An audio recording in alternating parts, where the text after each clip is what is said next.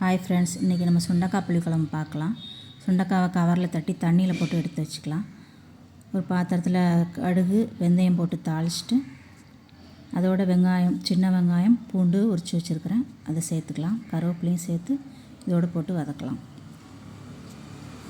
இந்த புளிக்குழம்பை 2 நாள் வச்சு கூட சாப்பிட்லாம். தேங்காய் போடாமல் செய்கிறனால சூப்பராக இருக்கும். அப்புறம் நம்ம தட்டி வச்ச சுண்டக்காவையும் இதோடு ஆட் பண்ணி நல்லா வதக்கிக்கலாம். இந்த குழம்புக்கு தேவையான உப்பையும் இப்போயே சேர்த்துடலாம். அதோட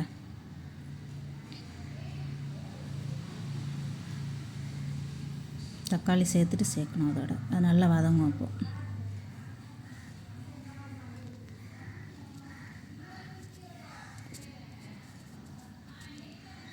அப்புறம் இதுக்கு தேவையான குழம்பு மிளகாத்தூள் ஒரு 3 டேபிள் ஸ்பூன் குழம்பு மிளகாத்தூள், ஒரு 1/2 ஸ்பூன் மஞ்சள் தூள், அப்புறம் புளி கரைச்சி வச்சுருக்கிறேன். ஒரு நெல்லிக்காய் அளவு புளி இருந்தால் போதும்.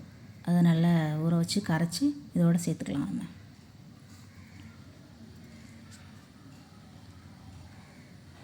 புளி கரைச்சி சேர்த்து ஊற்றிட்டு ஒரு 2 கிளாஸ் தண்ணி ஊற்றிடலாம். அதில்